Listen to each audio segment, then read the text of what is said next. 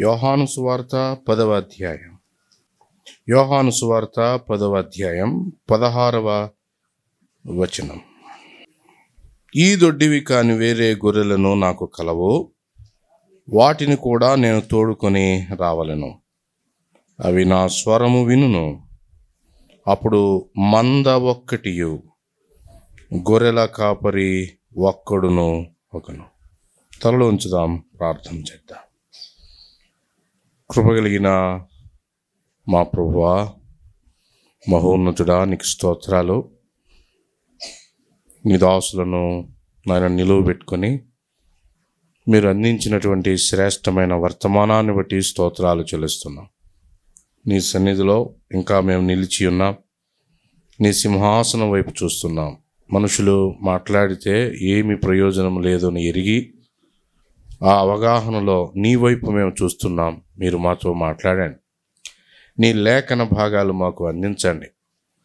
ఆశగల ఈ ప్రాణాలను తృప్తిపరచండి. మా మధ్య నీ ప్రియ కుమారుని హెచ్చించండి. నీ వాక్యమును ఘనపరచండి.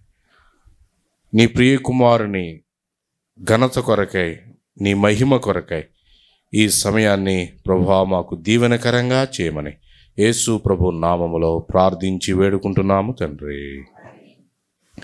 మనము సంఘము, దాని పోలికలు మనం చూస్తున్నాం. మొదటి తరగతిలో మనం సంఘము వ్యక్తిగతంగా, స్థానిక సంఘంగా, సార్వత్రికంగా, వధువు ప్రభు వరుడుగా ఉన్నాడు అని మనం చూస్తూ వచ్చాం. సంఘము శరీరం అని, క్రీస్తు ప్రభు శిరస్సు అని మనం చూస్తూ వచ్చాం.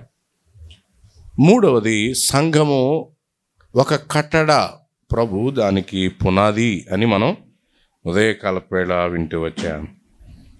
దేవునికి ఆయన పిల్లలకు ఉన్నటువంటి సంబంధం అర్థం చేసుకోవడానికి దేవుడు ఒక సామాన్యమైనటువంటి, అందరికీ పరిచయమైన ఒక పోలికను తీసుకుని వచ్చాడు. అది మంద కాపరి. ఈ పాఠంలో దేవునికి ఆయన పిల్లలకు ఉన్నటువంటి సంబంధాన్ని అర్థం చేసుకోవటానికి ప్రభు మనకిచ్చినటువంటి ఆ పోలికను మనము కొంత ధ్యానం చేస్తాం. ఇప్పుడున్న కాపరులను మనం చూస్తే పాశ్చాత్య దేశాల్లో కానీ ఇక్కడ కూడా చాలా చోట్ల కాపరులు మందలను తోలతారు. They drive the flock. మందలను తోలతారు. కానీ బైబిల్ గ్రంథంలో ప్రభువుని గురించి, అలాగే ఆయన నాయకులని గురించి రాయబడిన మాట, వారు తోలరు, మందలను నడిపిస్తారు. మందలను వారు నడిపిస్తారు. పాత నిబంధన గ్రంథంలో దేవుడు వారికి కాపరిగా, ఇశ్రాయేలు ప్రజలు ఆయన మందగా ఆయన వర్ణిస్తూ వచ్చాడు. ఇశ్రాయేలీలను ఆయన నడిపిస్తూ వచ్చాడు. కాపరికి ఆయన గొర్రెలకు ఉన్నటువంటి ఆ సంబంధాన్ని చెప్తూ యెషయా గ్రంథం 53వ అధ్యాయం 6వ వచనములో, మనమందరము గొర్రెల వలె త్రోవ తప్పిపోతిమి, మనుషులను, దేవుని నీతి లేని వారిని, ఆయన పరిశుద్ధతకు, ఆయన ఇచ్చిన ధర్మశాస్త్రానికి సరిపోనటువంటి వారిని ఆయన చెప్తున్నాడు. గొర్రెల వలె త్రోవ తప్పిపోతిమి. అలా అయితే ఆ త్రోవ తప్పిన గొర్రెలన్నిటినీ ఆయన సమకూర్చి ఆయన వాటిని మహిమకు చేర్చుట, ఇది దేవుని ఘనమైన ప్రణాళిక. ఆయన పని, అలాగే మానవుని యొక్క పని, ఈ రెండిటిని two standing points of view అంటారు.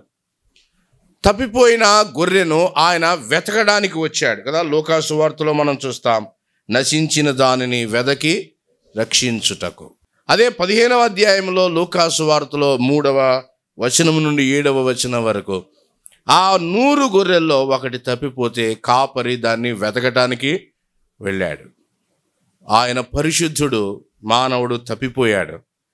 తప్పిపోయిన మానవుణ్ణి దేవుడు ఆయన వెతుకుతా ఉన్నాడు. ప్రభువైన యేసు క్రీస్తు ఆయన వెతుకుతా ఉన్నాడు. ఇది అటువైపు నుండి చూస్తున్నటువంటి దృశ్యం. దేవుడు మానవుణ్ణి వెతుకుతా ఉన్నాడు. గొర్రె జ్ఞానం లేనిది, గొర్రె తప్పిపోయే స్వభావం కలిగింది. మనమందరము ఏమయ్యాం? గొర్రెల వలె అందుకని ఆయన వెతకడానికి వచ్చాడు. ఇటువైపు నుంచి మనం ఏం చేయాలి? పేతురు మొదటి పత్రిక 2:25. దేవుడు అటువైపు నుంచి ఆయన మనల్ని వెతుకుతా ఉన్నాడు. ఇటువైపు నుండి ఈ గొర్రె ఏం చేయాలి? పేతురు మొదటి పత్రిక 2:25. మీరు గొర్రెల వలె దారి తప్పిపోతిరి గాని ఇప్పుడు మీ ఆత్మల కాపరియు అధ్యక్షుడునైన ఆయన వైపునకు ఏమయ్యారు? మళ్ళీ ఇది మన వైపు నుండి జరగాల్సింది. దేవుడు వెతుకుతా ఉన్నాడు, తన దాసులను పంపించి సువార్త అందిస్తూ ఉన్నాడు. ఇంతవరకు తన దాసుడు నిలవబడి గంభీరమైనటువంటి ఆ కల్వరి కార్యాన్ని ఆయన అందిస్తూ వచ్చాడు. మానవుడు తాను పాపి అని గ్రహించి ఆ కాపరి వైపుకి మళ్ళుకోవాలి. ఈ రెండు జరగాలి. యెషయా గ్రంథం 53:6 మరలా చదువుకుందాం. యెషయా గ్రంథం 53:6 తర్వాత భాగాన్ని మనం చూస్తే యెషయా 53:6 మనమందరము గొర్రెల వలె త్రోవ తప్పిపోతిమి, మనలో ప్రతివాడు తనకిష్టమైన త్రోవకు తొలగాను. అలా అయితే ఆయన ఎలా వెతుకుతున్నాడు?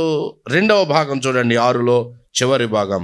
యెహోవా మనందరి దోషమును అతని మీద మోపాడు. ఊరకనే ఆయన వచ్చి పట్టుకుని వెళ్ళటానికి రాలేదు.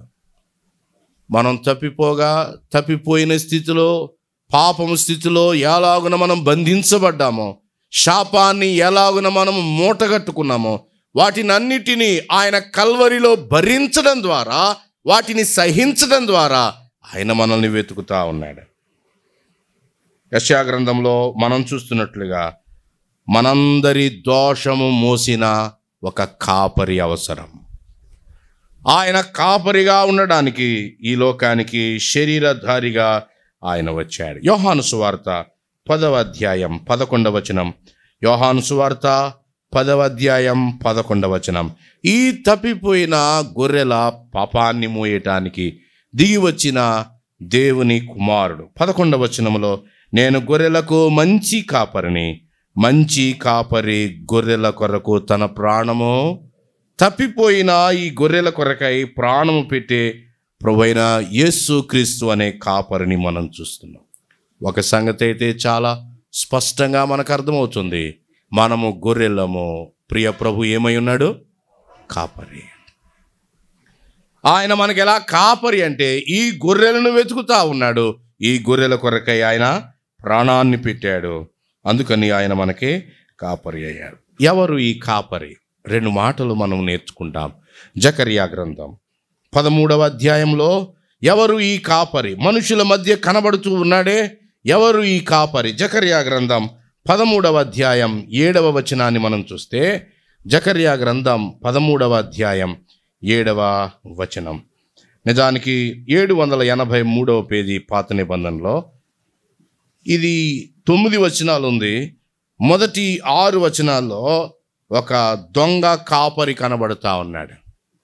వాడు అబద్ధమాడేవాడు, వాడు అబద్ధమాడుతూ ఉన్నాడు. 3వ వచనం చూడండి, ఎవడైనను ఇక ప్రవచనము పలుక బూనుకొని ఎడల వానిని కన్న తల్లిదండ్రులు నీవు యెహోవా నామమున ఏం పలుకుతున్నావు? ఈడొక కాపరి ఇశ్రాయేలీల దగ్గరికి రాబోతున్న క్రీస్తు విరోధిని గురించి చెప్తున్నాడు. 6వ వచనంలో వాని చేతులకు కూడా గాయాలు ఉన్నాయి. ఇవన్నీ చూసినప్పుడు క్రీస్తు అనుకునే ప్రమాదం ఉంది. అలా అయితే 7వ వచనంలో నుండి నిజమైన కాపరిని గురించి చెప్తున్నాడు. 7వ వచనంలో ఖడ్గమా నా గొర్రెల కాపరి మీదను, నా సహకారి మీదను. ఆ కాపరిని గురించి 2 మాటలు చెప్తున్నాడు. ఒకటి నా కాపరి, నా గొర్రెల కాపరి, దేవుడు పంపించిన ఆయన కుమారుడు. రెండవది నా సహకారి అనే మాటను మనం చూస్తున్నాం. నా సహకారి అనే మాటలో యేసు క్రీస్తు ప్రభు యొక్క దైవత్వాన్ని మనం చూస్తున్నాం. నా గొర్రెల కాపరి అనే దానిలో ఆయన యొక్క మానవత్వాన్ని మనం చూస్తున్నాం. ఆ ముందు 6 వచనాల్లో కేవలం వాడు ఒట్టి మానవుడే కానీ వాడు దేవుడు కాదు, కానీ వారిని నమ్మబలుగుతా ఉన్నాడు. అబద్ధాన్ని పూనుకొని అబద్ధ ప్రవచనం వారి మధ్య చెప్తా ఉన్నాడు, నకిలీ క్రీస్తు. అలా అయితే జకర్యా 7వ వచనంలో మనం చూస్తాం 13:7 ఖడ్గమా ఆదాము జరిగించిన పాపాన్ని బట్టి సిద్ధముగా ఉన్న ఖడ్గం. ఎఫెసీ పత్రిక 2లో మనం చదువుకుంటూ ఉన్నాం కదా, దైవోగ్రతకు పాత్రులమై ఉన్నాం. ఆ ఉగ్రత, ఆ ఖడ్గం దైవ మానవుడైన ప్రభువైన యేసుక్రీస్తు మీద పడింది. దేవుడే తన కుమారుణ్ణి కాపరిగా మన కొరకై ఆయన ఈ లోకానికి పంపించాడు. ఆ ఖడ్గము ఆయనను కొట్టింది. మత్తయి సువార్త 26:31లో ప్రభు ఆ ప్రవచన నెరవేర్పుని ఆయన చెప్తున్నాడు సిలువకు ముందు. మత్తయి సువార్త 26:31. అప్పుడు యేసు వారిని చూచి, ఈ రాత్రి మీరందరూ నా విషయమై అభ్యంతరపడతారు. ఎలా అనగా, గొర్రెల కాపరిని కొట్టుదును, మందలోని గొర్రెలు చెదిరిపోవును అని వ్రాయబడి ఉన్నది. జకర్యా గ్రంథంలో ఉన్నటువంటి మాటను ఆయన ఇక్కడ జ్ఞాపకం చేస్తున్నాడు. నా సహకారి ఆయన, నాతో సమానుడు, దేవునితో సమానముగా ఉండుట విడిచిపెట్టకూడని భాగ్యమని ఎంచుకోలేదు. కల్వరి మట్టుకు ఆ ఖడ్గానికి గురవడానికి ఆ కాపరి దిగి వచ్చాడు. నశించిన ప్రతి గొర్రెను ఆయన రక్షించి, విశ్వాసం ఉంచిన వారు, ఆయన వైపు మళ్ళిన వారు మందలోనికి చేర్చబట్టం కొరకాయి. యోహాను సువార్త 10వ అధ్యాయంలోనికి వస్తాం. మందను మనం చూసాం, లేదా నశించిన గొర్రెలను మనం చూసాం. తర్వాత కాపరి ఎవరో మనం గుర్తుపడతా ఉన్నాం. ఇంకా కొన్ని వచనాలు మనం చూస్తాం. కాపరిని గుర్తుపట్టడం ఎలాగా, కాపరి యేసుక్రీస్తు ప్రభుని గుర్తుపట్టడం ఎలా? 10వ అధ్యాయంలో యేసుక్రీస్తు ప్రభువే ఆయన చెప్తూ ఉన్నాడు. యోహాను సువార్త 10వ అధ్యాయంలో 3 కారణాలు చెప్పాడు. ఆయన కాపరి, ఆయన ఎలాగూ కాపరో 3 కారణాలను బట్టి మీరు ఆయనని గుర్తుపట్టవచ్చు. నంబర్ 1, మొదటి వచనంలో చెప్పాడు, ద్వారమున ప్రవేశించువాడు. కాపరి ద్వారమున ప్రవేశిస్తాడు. 2వ వచనం 10:2, ద్వారమున ప్రవేశించువాడు గొర్రెల కాపరి. ఎవరు ఆయన? దొడ్డిదారిని ఆయన రాడు, ఆయన వంకర మార్గాల్లో రాడు, యుక్తిగా మనుషులను ఆయన పట్టుకోడు. ఆయన న్యాయవంతుడు, ఆయన యథార్థవంతుడు, ఆయన కపటం లేనివాడు. ఆయన యుక్తిగా ఎవరిని పట్టుకోడు. ఆయన నేరుగా ద్వారము ద్వారా ఆయన వస్తాడు. అది మొదటిది. రెండవది 3వ వచనంలో చెప్పాడు, అతనికి ద్వారపాలకుడు తలుపు తీయను. రెండవది, ద్వారపాలకుడు ఆయనకు మాత్రమే తలుపు తీస్తాడు, దొంగకు ఆయన తలుపు తీయడు. జకర్యాలో మనం చూసామే, ద్వారపాలకుడు దొంగకు తలుపు తీయడు. అబద్ధ ప్రవచనాన్ని చెప్పేవాడు, ఆ క్రీస్తు విరోధికి అతడు తలుపు తీయడు. ద్వారపాలకుడు సాధ్యమైనంత వరకు ఒకవేళ ఈ పనిని ఆ సమయంలో చేయగలిగిన వాడు బాప్తిస్మమిచ్చి యోహాను అని మనం గ్రహించగలుగుతాం. కాపరికి ఆయన ద్వారాన్ని తెరుస్తున్నాడు.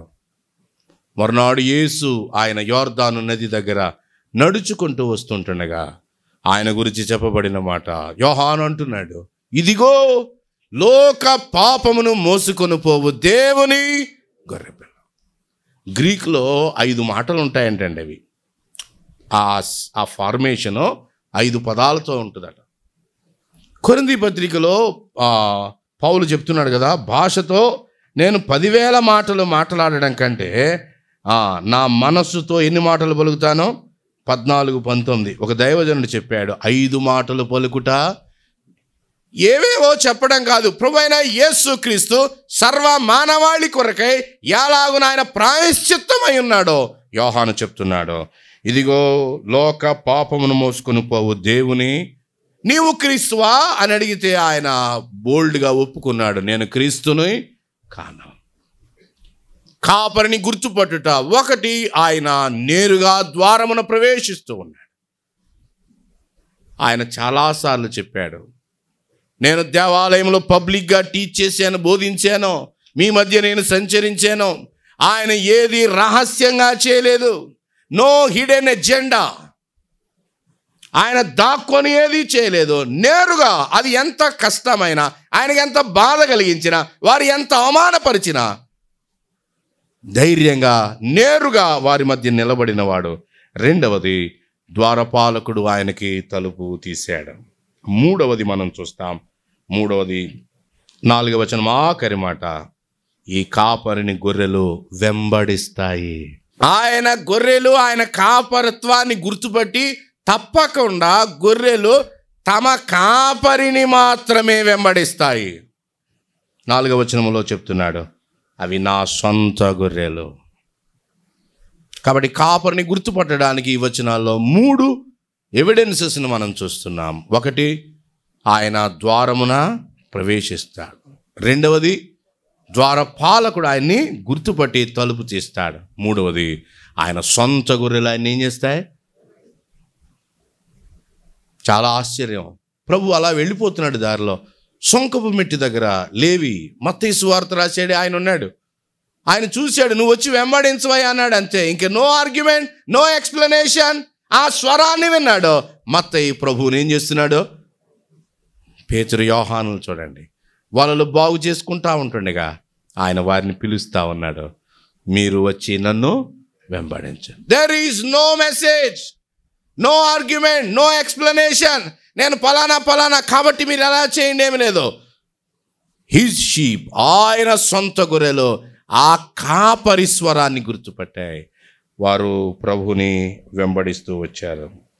ఇక దానిలో మనం చూస్తాం, ఆయన కాపరి అని చెప్పడానికి 26, 27 వచనాలు చూడండి. 10వ అధ్యాయం 26, 27 వచనాలు. అయితే మీరు నా గొర్రెలలో చేరిన వారు కారు గనుక మీరు నమ్మరు.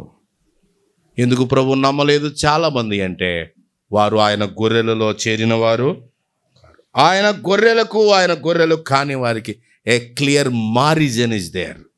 మధ్యలో స్పష్టమైనటువంటి ఒక తేడా ఉంది. ఈ మీటింగ్లో ఉన్న నీవు నేను అన్యులకి సంఘానికి ఉన్నటువంటి స్పష్టమైన తేడాను గ్రహించాలి. ఒక స్వరాన్ని ఫాలో అవడానికి వచ్చాం. ప్రభువైన యేసుక్రీస్తు యొక్క స్వరాన్ని అనుసరించడానికి వచ్చాం.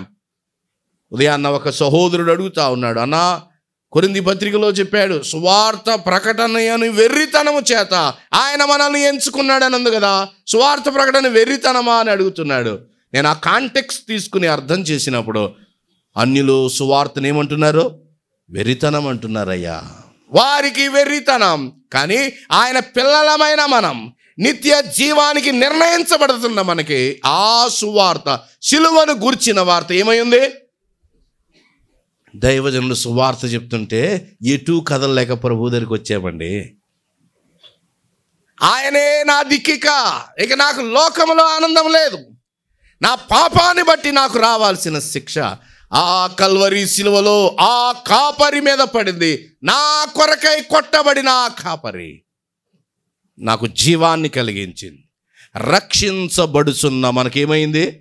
దేవుని శక్తి. అంతే, ఆ కాపరి వెంట వచ్చేసాం. నేను యేసు ప్రభుని చూడలేదండి, 2000 సంవత్సరాల క్రితం జరిగిన సంఘటన, కానీ ఆయన చూడలేదు. కానీ నేనేమిన్నానో ఆయన యొక్క స్వరం. ఈనాడు స్వరమే వినబడుతుంది ప్రభుది. we hear his voice only. ఆ ప్రియ ప్రభువుని ఇప్పుడు మనం కన్నులారా ఏమి చూడం, ఒకానొక రోజు రాబోతుంది. యోబు పాత నిబంధన భక్తుడే ఎంత నిరీక్షణతో ఉన్నాడు. నేను ఈ శరీరంతో ఉన్నా లేకపోయినా, నా దేహము చీకిపోయినా, రిజరెక్టెడ్ బాడీతో నా ప్రభువుని ఏం చేస్తానో? కన్నులారా చూస్తాను. అక్కడ యాడ్వర్బ్ చెప్తా ఉన్నాడు, నేను నా కన్నులారా చూస్తాను. పేతురు ప్రభు వెళ్ళిపోయాక నమ్ముకున్న వారికి పత్రిక రాస్తూ అన్నాడు, మీరిప్పుడు ఆయనను చూడకపోయినను ఆయన ఏం చేస్తున్నారు? విశ్వాసం ఉంచుతున్నారు. ఎలా విశ్వాసం ఉంచాం? వినుట వలన విశ్వాసం. No pictures, no videos. ఆయన గొర్రెలు ఆయన స్వరాన్ని వింటారు. 119వ కీర్తనలో ఆఖరి చరణం చాలా అద్భుతంగా ఆ కీర్తన ముగుస్తుంది. 119వ కీర్తన ఆఖరి చరణం 176. తప్పిపోయిన గొర్రెల వలె నేను త్రోవ విడిచి తిరిగి తిని నీ సేవకుని వెదకి పట్టుకొనుము, ఎందుకనగా నేను నీ ఆజ్ఞలను మరచువాడను. విశ్వాసి ప్రభు నమ్ముకున్నాక ఒకవేళ బ్యాక్ స్లైడ్ అయినా కానీ అతడు ఆయన గొర్రె కాబట్టి రిస్టోర్ చేయబడతాడు. దీని అర్థం ఏంటంటే మన యొక్క రక్షణ నిత్య రక్షణ. 23వ కీర్తన చూడండి, 23వ కీర్తన 22, 23, 24 కీర్తనల త్రయం అంటారు.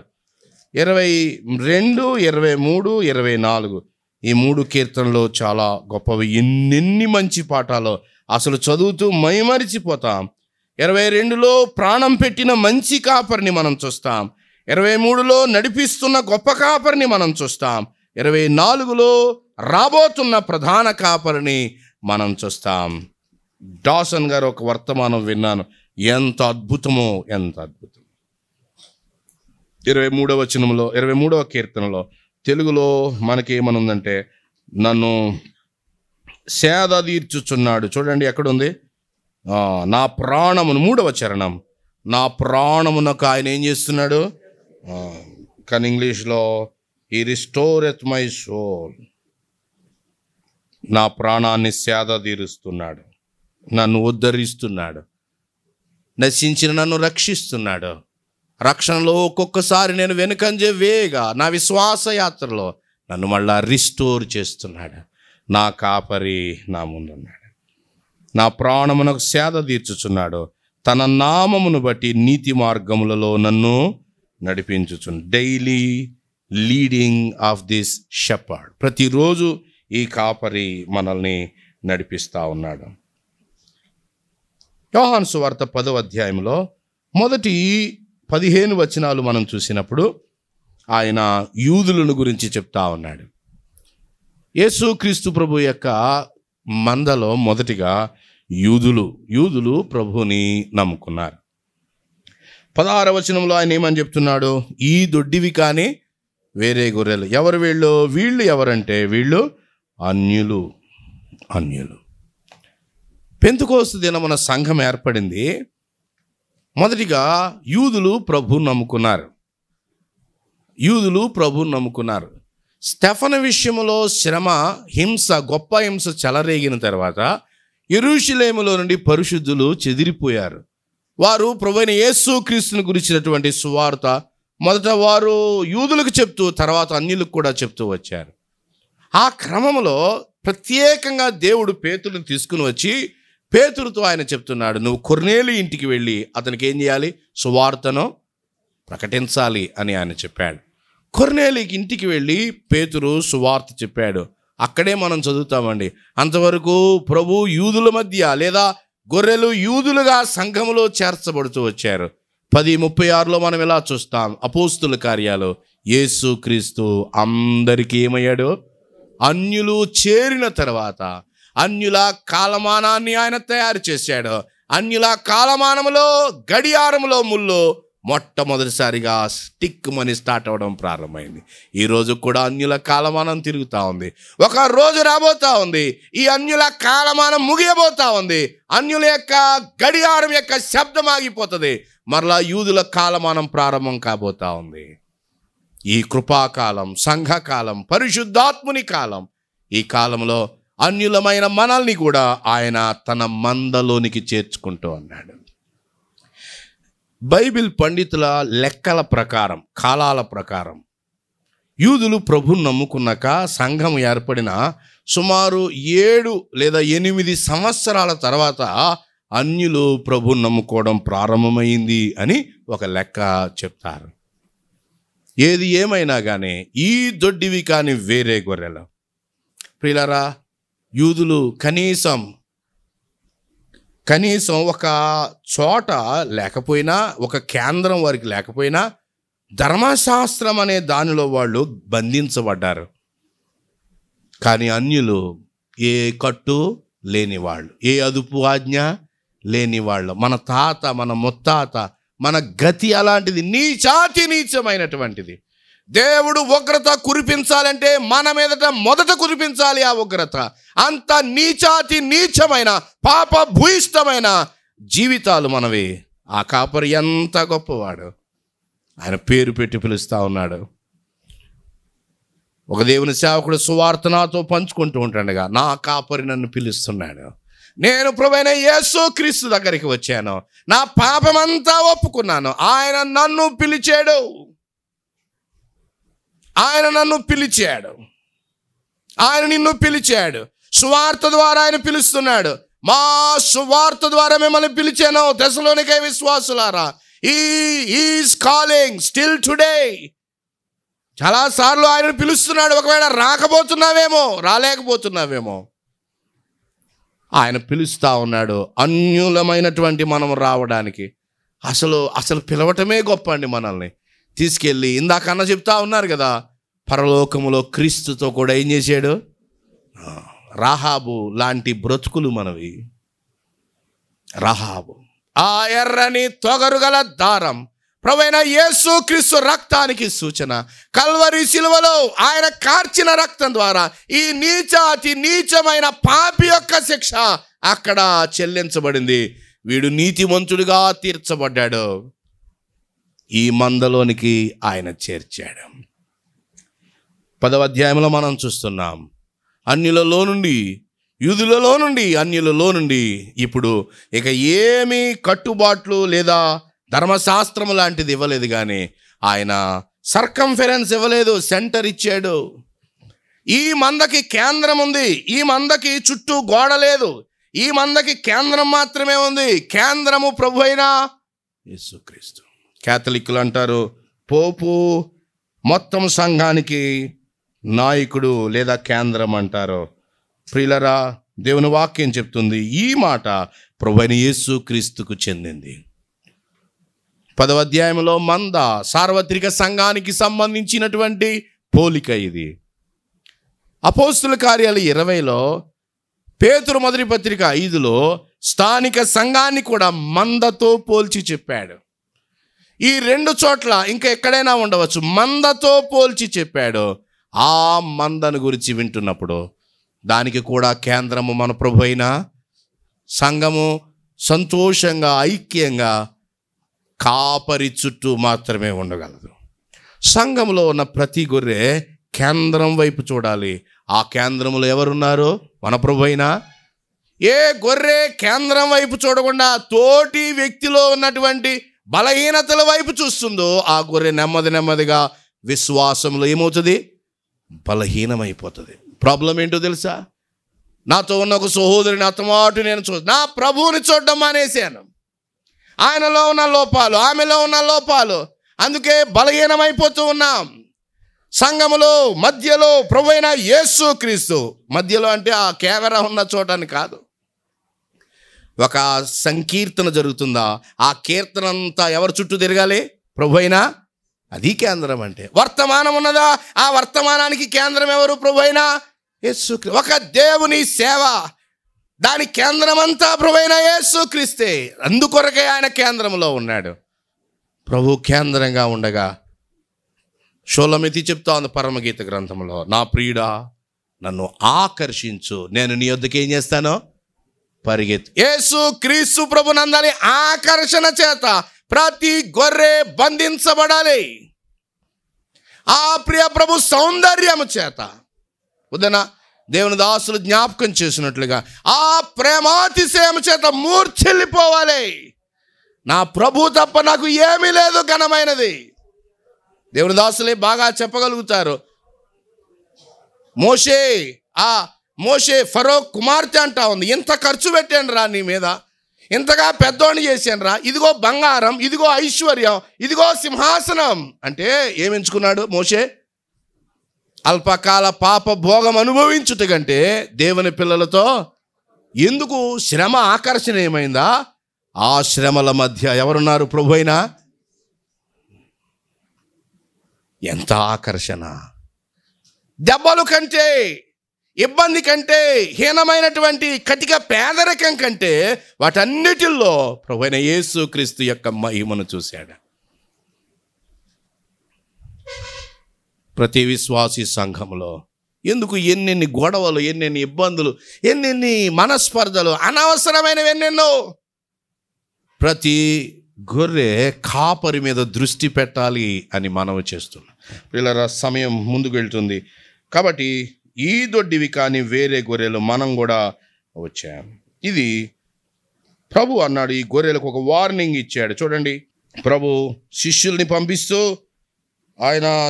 పంపిస్తూ అన్నాడు, నేను మిమ్మల్ని తోడేళ్ల మధ్యకు పంపిస్తున్నాను అన్నాడు. వెళ్ళి సువార్త పని చేయండి, చాలా బాగుంది, కరెక్ట్, ఎంత బాగుందో, దేవుని సేవ చేస్తాం. కానీ ఎక్కడికి వెళ్తున్నారు ఇప్పుడు మీరు? మంద తోడేళ్ల మధ్య ఉంది అని గుర్తుపెట్టుకోవాలి. పౌలు అన్నాడు, నేను వెళ్ళిపోయిన తర్వాత ఆ తోడేళ్ళు ఎక్కడికి వచ్చేస్తాయి? మీలోనికి. యేసు ప్రభు చెప్తున్నప్పుడు ఏముంది? సంఘానికి తోడేళ్ళు ఎక్కడున్నాయి? బయట ఉన్నాయి. గొర్రెలు వెళ్తున్నారు. కానీ పౌలు కాలం, పౌలు తర్వాత కాబట్టి మందకు ప్రమాదం ఉంది. ఎక్కడి నుండి? తోడేళ్ల నుండి మందకు ప్రమాదం ఉంది. సేవకు వెళ్ళండి అంటం బాగుంది. వెంటనే ప్రభు అంటున్నాడు, ప్రమాదం ఉంది, తోడేళ్ళు ఉన్నాయి. రోమాపత్రిక 8వ అధ్యాయం 36వ వచనం చూడండి. రోమాపత్రిక 8వ అధ్యాయం 36వ వచనం. ఈ మందకు ఉన్నటువంటి అనుదిన అనుభవం చెప్పాడు. ఇందును గురించి వ్రాయబడినదేమనగా, నిన్ను బట్టి దినమెల్లా మేమేం చేయబడుతున్నాం? వధింపబడిన వారము. నిన్న అయిపోయింది శ్రమ, మరలా రేపు మా కొరకై మరొక వధ రెడీగా ఉంది. వధకు సిద్ధమైన 2 tenses ఉన్నాయి దానిలో. ఎంత కష్టపడ్డానన్నా చాలా, మరలా రేపు కూడా ఉంది ఈ మందకు ప్రమాదం. వధింపబడిన వారము, వధకు సిద్ధమైన గొర్రెలం. ఈ మందకు ప్రమాదాలు ఉన్నాయి. అయినా కానీ ఆ కింద వచనాలు 37లో చెప్పాడు, ఎన్ని ప్రమాదాలు ఉన్నా అత్యధికమైన విజయాన్ని ఆయన మందకు ఇస్తున్నాడు. అయితే ప్రభు ఒక వాగ్దానం చేస్తున్నాడు. మత్తయి సువార్త 10:16లో ఆయన అంటున్నాడు, మత్తయి సువార్త 10:16, ఇదిగో తోడేళ్ల మధ్యకు గొర్రెలను పంపినట్టు నేను మిమ్మును పంపుచున్నాను గనుక మీరు ఎలా ఉండాలి? పాముల వలె వివేకులను, పావురముల వలె ఏమై ఉండాలి? వివేకంగా ఉండండి అయ్యా అని ప్రభు ఆయన చెప్తున్నాడు. సరే, ఇది మందను గురించి. తర్వాత ఈ మందకు ఒక్కడే కాపరి ఉన్నాడు. ఆయన మంచి కాపరి, ఆయన గొప్ప కాపరి, ఆయన ప్రధాన కాపరి. పేతురు అన్నాడు, ఆత్మల కాపరి, ఆత్మల కాపరి. ఆయన అక్కడ ఉన్నాడు. అయితే ఇక్కడ ఈ మందను కాయటానికి ఆ గొప్ప కాపరి చిన్న కాపరులను ఇచ్చాడు సంఘానికి. చిన్న కాపరులను ఇచ్చాడు. అండర్ షెపర్డ్స్ అంటారు వాళ్ళని, ఓవర్ సియర్స్ అంటారు వాళ్ళని. వాళ్ళే ఎవరు అంటే పెద్దలు. సంఘానికి ఎవరిని ఇచ్చాడైనా? పెద్దలను ఇచ్చాడు. 5 మాటలు మీరు రాసుకుంటున్నారు కాబట్టి చెప్తాను. సంఘాన్ని కాయాల్సిన బాధ్యత ఆయన పెద్దలకు ఇచ్చాడు. సంఘాన్ని కాయాల్సిన బాధ్యత పెద్దలది. ప్రియులరా, వారి గురించి కొన్ని మాటలు నేను మీకు ఫిలిప్పీ పత్రిక చూడండి. ఫిలిప్పీలో ఉన్న దేవుని మంద, ఆ చిన్న మొదటి ఐరోపా సంఘం కదా అది. 1:1లో చెప్పాడు. 1:1 ఫిలిప్పీలో ఉన్న క్రీస్తు యేసునందలి సకల పరిశుద్ధులు. ఆ పరిశుద్ధులలో నుంచి ఎవరు వచ్చారట? అధ్యక్షులు వచ్చారు అన్నాడు. కాబట్టి ఈ మందను కాచే బాధ్యత ఆయన ఎవరికి ఇస్తున్నాడు? అధ్యక్షులకు ఇస్తున్నాడు. 5 పేర్లు చెప్తాను. అధ్యక్షులు అన్న బిషప్స్ ఇంగ్లీష్లో, అధ్యక్షులు అన్న కాపరులు పాస్టర్స్, షెపర్డ్స్, పాస్టర్స్. అధ్యక్షులు అన్న కాపరులు అన్న పెద్దలు, ఎల్డర్స్, పెద్దలు, ఎల్డర్స్. 3. 4వది పై విచారణకర్తలు, ఓవర్ సియర్స్. సమయం లేదు కాబట్టి నేను అలా ప్రస్తావిస్తున్నాను అంతే. ఓవర్ సియర్స్, పై విచారణకర్తలు.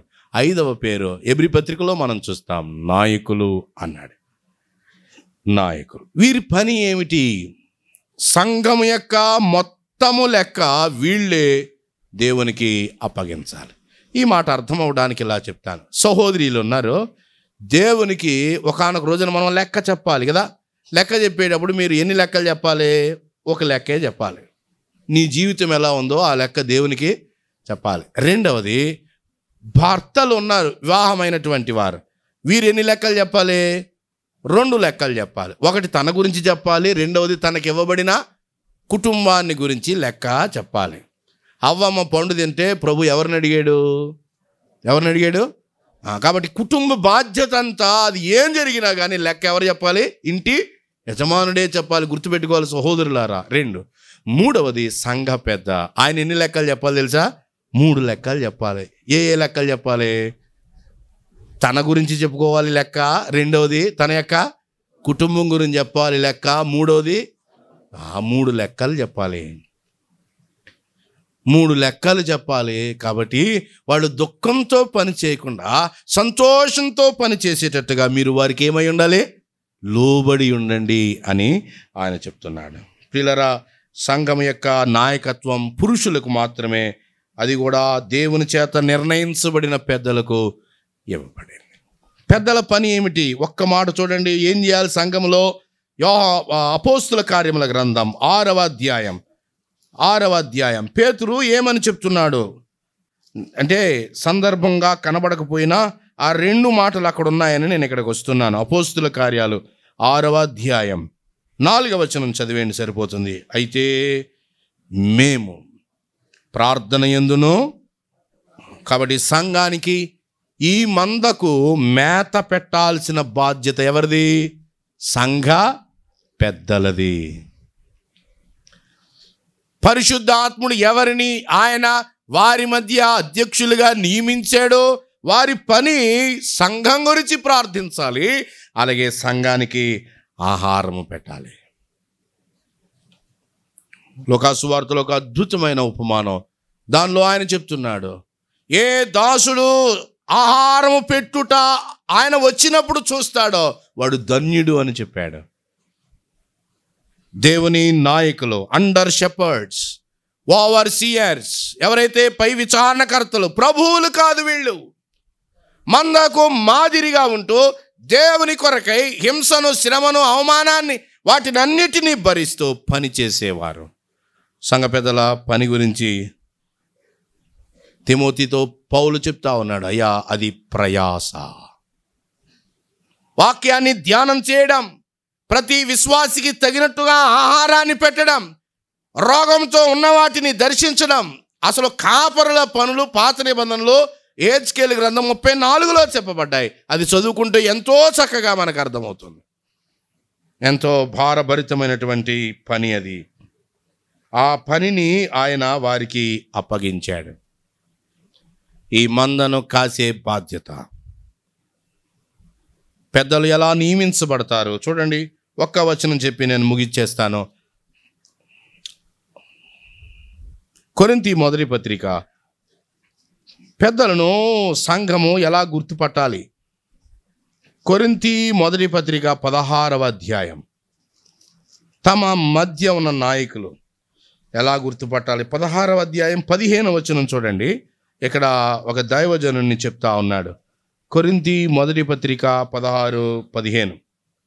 స్టెఫను ఇంటి వారు అకయ యొక్క ప్రథమ ఫలమై ఉన్నారు అనియు, వారు పరిశుద్ధులకు పరిచర్య చేయుటకు ఏం చేశారట?